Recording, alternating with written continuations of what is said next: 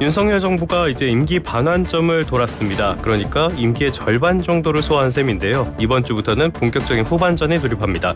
전반적인 경제 정책 어떻게 평가할 수 있을지, 남은 후반전은 어떻게 대응해야 할지, 이런 것들 경제 석학으로부터 조언 들어보도록 하겠습니다. 고려대 총장 지내셨죠? 이필상 서울대학교 경제학부 특임 교수님 전화로 연결하겠습니다. 교수님 나와 계십니까? 예, 안녕하세요. 예, 안녕하십니까 교수님. 지난번에 저희 방송에 나오셨을 때 윤석열 정부의 경제학 점수 B-에서 B 정도 줄 수 있다 말씀을 하셨거든요. 반년 정도가 지났는데 여전히 그 점수 유지하고 계십니까? 예, 한번 공부를 잘못하기 시작하면 학점 올리기가 굉장히 어렵거든요. 예. 그래서 아직 그 B- 성적 그 정도라고 봅니다. 아직은 중간보다 좀 아래에 있다. 이렇게 이해를 하면 될까요? 예. 알겠습니다. 윤석열 대통령이 2022년 5월에 취임을 했는데 당시에 금리, 물가, 환율 굉장히 좀 어려운 상황이긴 했었어요. 그 당시 상황을 떠올려 보면은 좀 어떻게 보셨습니까, 당시엔? 우리 경제가 느끼는 가장 큰 고통이 상고 고통인데요. 예.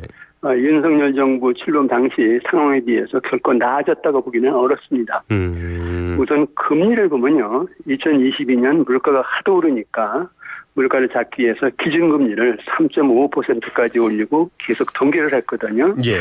그러다가 최근 미국이 금리를 내리니까 우리도 3.25%를 내렸습니다. 근데 아주 소폭이라 큰 의미는 아직 없는 상태고요. 예. 또 환율을 보면은 그 2022년 7월 달러당 1,414원까지 올랐었거든요. 이것이 작년에 1,300원대로 내려오긴 했습니다만 최근에 다시 1,400원은 돌파를 했습니다. 아주 극도로 불안한 상태고요. 예. 중요한 것은 물가인데 코로나19의 영향으로 물가 상승률이 2022년 7월 6.3%까지 올라섰거든요. 예. 근데 이제 최근에 그것이 1.3%로 떨어지지 않았습니까? 그렇죠. 숫자만 보면은 물가가 굉장히 안정된 것처럼 보이는데 그렇지만 체감으로 느끼는 물가는 조금 다릅니다.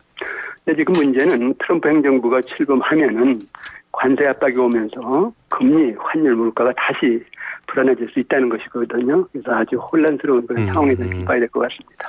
그러니까 지표상으로는 괜찮아 보이는 점들이 있긴 한데 전반적으로 성과가 있었다 보기는 어렵다라고 봐도 되는 겁니까?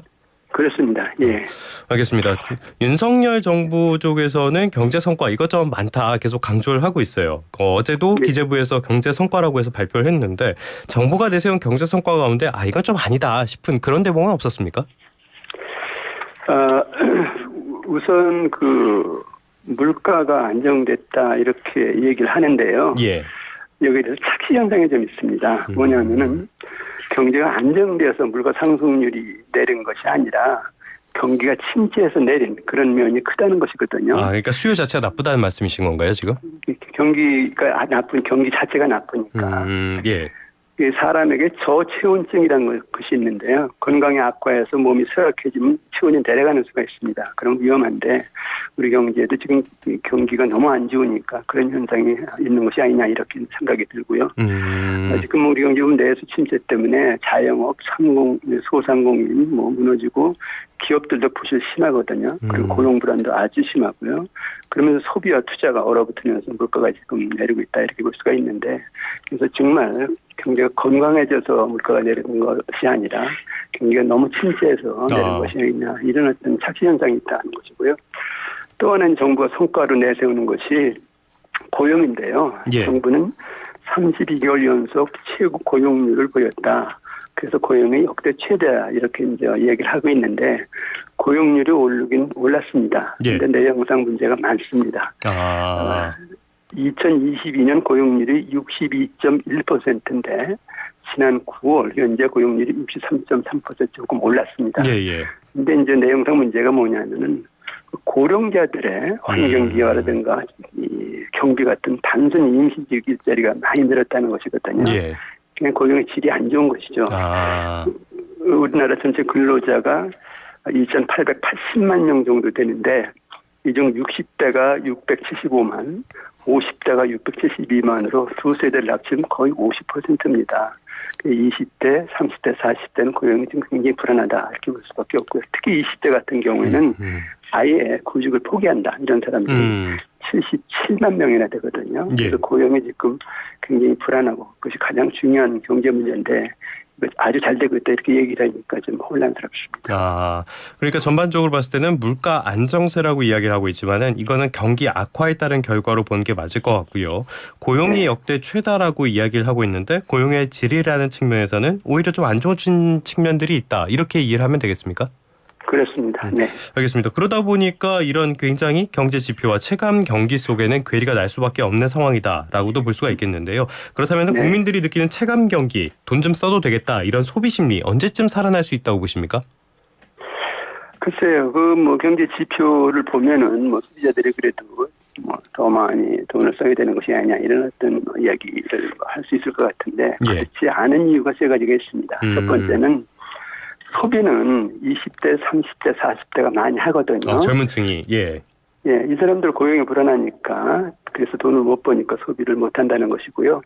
또 하나 두 번째 문제는 가계부채가 많습니다. 그래서 빚이 많으면 돈을 벌어도 소비를 못 합니다. 가계부채가 지금 가구당 8,300만 원이 넘거든요. 예. 그래서 가구당 빚이 그렇게 많은데 어떻게 소비를 하게 되냐. 빚 갚아야 되니까 예. 그다음에 아까 그 물가 상승률 잠깐 말씀드렸는데요. 물가 상승률이 6.3%에서 1.3% 떨어졌다 하는 것은 그 상승률이 내렸다는 것이지 물가 자체가 내렸다는 것이 아닙니다. 그렇죠. 그러니까 물가 상승률 6.3% 최고치를 기록했다가 상승률이 떨어져서 1.3%까지 오긴 했습니다만은 계속 물가는 올랐다는 뜻이거든요. 그래서 국민들 입장에서 보면 아픈 데를 계속 더 때리는 그런 이제 고통을 받고 있다는 겁니다. 그러니까 이제 소비가 늘어나기 어렵다, 이런 얘기죠. 그래서 이제 문제는 이런 소비 심리가 이제 언제쯤 살아날 것이냐 이것이 이제 문제인데 그 소비 심리라는 것이 미래 기대에 대해서 따라서 움직이는 그 특징이 있습니다. 예. 지금은 어려워도 앞으로 나아질 것이다. 이런 기대가 생기면 소비 심리가 살아난다는 건데요. 그래서 경제 성장률 오른다. 일자리 늘어난다. 그래서 국민소득 오른다. 이런 추세가 나타나면 그 소비 심리가 살아나는 것이죠. 여기 이제 소득이 늘어서 가계부채도 갚을 수 있다. 금리도 내려서 빚 부담 줄어들고 대출도 저금리를 받을 수 있다. 이런 이제 소비 심리가 더 빠르게 이제 살아갈 수 있습니다. 그런데 이런 또 소비 심리가 우리 경제를 봐서는 당분간 살아나기는 쉽지 않을 것 같은데요. 정부가 정책을 잘 펴면은 의외로 기대 심리가 형성되면서 소비 심리가 살아날 가능성도 있죠. 정부 정책에 대한 신뢰 같은 것들이 뒷받침이 돼야 될 필요가 있다. 네. 예, 알겠습니다. 그 다른 거는 몰라도요. 수출은 올해 내내 꽤 잘 되지 않겠냐 이런 전망이 있었는데 최근에 나오는 걸 보면은 꼭 그렇지도 않은 것 같아요. 수출액은 늘었는데 물량은 감소한 상황. 이런 것들이 일시적인 부진으로 볼 거냐 아니면 부진의 전조냐 이렇게 해석이 엇갈리는 것 같은데 교수님께서는 어떻게 평가하십니까? 최근 수출이 증가하다가 다시 감소하는 역주행 현상이 나타나고 있다. 저는 이렇게 이제 보고 싶은데요. 정부 발표를 보면 3분기 수출 증가율이 10.6%고요. 수출 금액의 역대 최대입니다. 그렇지만 한국은행이 발표한 걸 보면요. 3분기 수출 금액이 오히려 마이너스 0.6% 감소했습니다. 이렇게 숫자가 다른 이유는 수출 집계 기준이 다르기 때문에 그런데요. 정부는 수출 자체가 중요하다. 그러니까 수출품이 통관만 되면 수출 계산을 합니다. 그렇지만 한국은행은 수출 대금이 들어와야 수출이다. 그래서 대금 기준으로 계산을 하거든요. 그리고 이제 또 하나 차이는 정부는 전년도 대비 수출 증가율을 계산하는데 한국은행은 전분기 대비 수출 증가율을 계산합니다. 중요한 사실은 정부 통계가 작년 수출에 비해서 올해 수출이 얼만큼 늘어나느냐 그걸 계산하다 보니까 작년 수출이 사실 안 좋았거든요. 그래서 이제 이렇게 증가율이 높은데 작년 수출 수익이 안 좋았기 때문에 증가율이 높은 것이지. 그러니까 기저효과가 있었다는 말씀이신 거죠? 그렇죠. 그런 기저효과가 있다는 것입니다. 그런데 한국은행 통계는 이제 분기마다 전분기 대비 계산을 하니까 이런 이제 기저효과가 거의 없죠. 그래서 최근 흐름을 읽는 데는 한국은행 통계가 더 적합할 수가 있습니다. 그래서 한국은행으로 보면 지금 3분기가 마이너스 0.6이다 이렇게 나오니까 수출 흐름이 결코 좋은 현상은 아니다 이렇게 볼 수가 있고요. 또 여기서 봐야 할 것이 조비수인데요. 정부가 발표한 10월 수출액은 역대 10월 중 최대를 기록했지만 조업일수를 고려한 일평균 수치를 보면은 예. 사실상 마이너스 0.2% 감소거든요. 예. 지금 수출이 작년 이후 조금 이제 개선되는 효과는 있었습니다만 최근에는 다시 낙화되는 그런 현상이 나타나고 있습니다. 그러니까 그나마 믿을 구석이라고 할 수 있는 수출도 조짐이 나쁜 상황이다라고 볼 수가 있겠는데 이런 상황 속에서 우리에게는 엄청난 대외 변수가 등장을 했어요. 트럼프 네. 당선 이 부분을 짚어보지 않을 수가 없겠는데 트럼프 당선이 되는 걸 지켜보면서 경제학자로서 어떤 생각이 드셨습니까? 우리 경제가 그 엔진이 고장나서 항해를 제대로 못 돼 있는데 예. 트럼프 폭풍을 맞는 것 같아요. 아이고야. 예. 그 미국 우선주의를 주장하면서 전 세계를 대상으로 무역 장벽을 쌓겠다는 것이거든요. 그래서 어느 나라이건 간에 미국에 상품을 수출하면은 무조건 10에서 20%의 보편적 관세를 부과하겠다. 특히 중국에 대해서는 거의 경제 관계를 끊겠다는 건데요. 예. 중국 제품에 대해서 관세 60%를 부과하겠다. 그리고 전략산업 품목에 대해서는 아예 수출을 통제하겠다. 그런 얘기인데 중국과 미국은 우리나라 수출 1, 2위국가 최대 국가 아닙니까? 그렇죠. 우리 경제가 수출해야 먹고 사는 경제인데 이제 보통 불안한 것이 아니죠. 여기에 또 하나 걱정이 뭐냐면은 우리나라가 부자 나라인데 방위를 무임승차한다. 네네. 주한미군 방위비를 10배까지 올려받겠다. 이런 얘기까지 하고 있거든요. 예. 그러면은 이제 정부가 그걸 갚아야 되니까 정부 재정이 가뜩이나 어려운데 더 큰 부담이 될 수도 있죠. 그래서 참 아주 악재를 맞는 것 같습니다. 미국을 제외하고 또 몇 가지 나라들을 제외하면은 대체로 트럼프 재선에 굉장히 긴장을 하는 분위기 이렇게 나오고 있는데 그렇기 때문에 우리나라도 경제 성장률 전망치 이런 것들을 좀 낮춰서 잡을 가능성이 제기되고 있거든요. 여기에 대해서는 네. 동의하십니까? 네, 동의합니다. 예. 한국은행은 지난 8월 경제 성장률 전망치를 2.5%, 2.4% 낮췄거든요. 올해 2.4%라는 거죠? 그렇습니다. 예. 예, 그래서 연말까지 2.2%까지 내려갈 수 있다는 그런 어떤 판단인 것 같습니다. 여기 이제 트럼프 변수가 생기니까 내년 성장률이 이제 더 떨어질 수밖에 없는데 그래서 이제 국제 투자은행들 같은 경우 보면 1%대로 지금 떨어질 것이다 이렇게 전망이 나오고 있습니다. 예.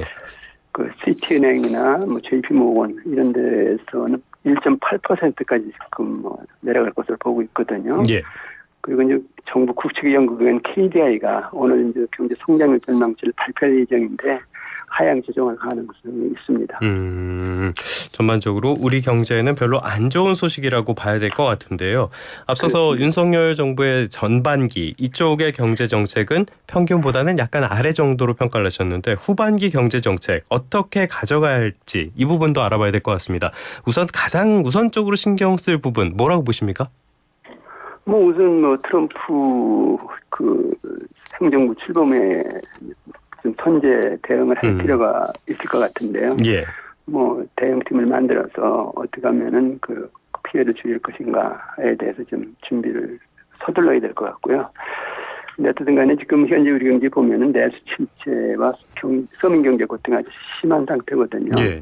그래서 재정 정책과 통화 정책을 내수를 좀 살리는데 초점을 맞출 필요가 있다는 것이고요. 이게 자영업, 소상공인들을 살리는데 이제 대책을 좀 강도 높게 추진해야 할 것 같기도 하고요.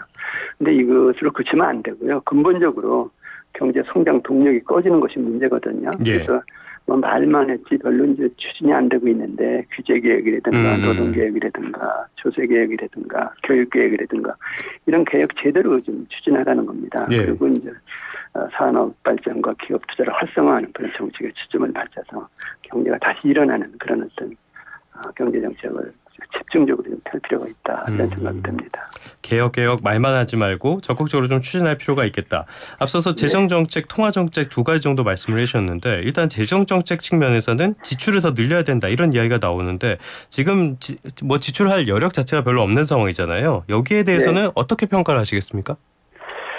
지금 정부 부채가 많다, 재정 여력이 없다, 그러니까 재정 지출을 무조건 줄여야 된다, 이렇게 이제 주장은 할 수는 있는데, 근데 그것은 아닙니다. 왜냐하면은 재정 지출을 줄이면 오히려 경기가 더 나빠질 수 있습니다. 그래서 세금이 더한 거 치면은 재정 건전성이 악화되는 악순환이 나타날 수 있다는 것이 그렇거든요. 예. 그래서 좀 적극적인 자세를 가질 필요가 있다는 얘기인데 빚이 조금 들더라도 재정 지출을 느리자, 대신 잘 쓰자. 그래서 경기를 살리자. 그러면 세금이 이제 잘 거친다는 것이거든요. 그러면 이제 재정 건전성이 높아지면서 경기가 선순환이 된다 하는 것인데 그런 좀 적극적인 생각을 좀 할 필요가 있는 상황입니다. 쓸 때는 써야 된다 정도로 이해를 하면 되겠네요. 그러면 네. 통화정책 측면에서 좀 여쭤보려고 그러는데요. 지금 11월 28일에 올해 마지막 금통위 회의가 예정돼 있거든요. 지금은 네. 뭐 동결 가능성이 크지 않냐 이런 전망이 나오는데 교수님께서는 어떻게 해야 된다고 보세요? 계속 동결만 해왔거든요. 예. 그래서 결국 내수 침체가 이제 심화되는데 상권이 손을 얹고 있었다, 뭐 이렇게 볼 수밖에 없는데 그동안 금리를 이제 내리지 못한 가장 큰 이유가 가계부채와 그렇죠. 부동산 예. 불안이거든요. 근데 그쪽에는 대출 규제라든가 또는 부동산 거래 여러 가지 조정이라든가 이런 걸 통해서 가급적이면은 이제 억제를 하고요. 이 금리만큼은 조금 그래도 선제적으로 내려서 경기를 살리는 그런 어떤 입장 변화가 좀 필요한 것 같아요. 네. 기준금리를 조금 더 인하할 필요가 있겠다. 알겠습니다. 네. 끝으로 이 부분 여쭤보도록 하겠습니다. 윤석열 정부가 임기 반환점을 지나서 이제 2년 반이라는 시간이 남았거든요. 이것도 짧지 않은 시간인데 끝으로 정부가 꼭 이렇게 했으면 좋겠다. 당부하고 싶으신 말 어떤 말씀이 있으신지 부탁드리겠습니다.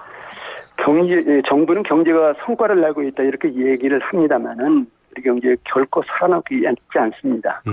실로 큰 문제는 지금 대내 경제 여건이 악화되면서 경제를 빨리 살리지 않으면 아주 주저앉는 그런 상황으로 갈 수 있다는 것이거든요. 그래서 집권 후반기 들어서면서 정말 정권의 명운을 걸고 경제 설립에 나서라. 그동안 정부 경제 개혁이나 정책 펴는 거 보면은 말만 많고 하는 것은 별로 없었고요. 또 철저한 계획이나 준비가 없이 단편적으로 정책을 이것저것 추진하다가 중단하는 사례가 많았습니다. 그리고 부처 간 조율이 안 되어서 충돌하는 경우도 있었습니다. 이런 어떤 정책적인 과감히 고치고 정말 경제 살리기에 매진해라 이렇게 말씀을 드리고 싶습니다. 말만 하고 홍보만 하기보다는 실적을 내야 한다. 이거는 어디에나 통용되는 이야기인 것 같습니다. 지금까지 이필상 서울대학교 특임 교수님과 함께 윤석열 정부의 경제정책 그리고 남은 임기 동안의 과제 다양하게 짚어봤습니다. 오늘 말씀 고맙습니다. 네, 감사합니다.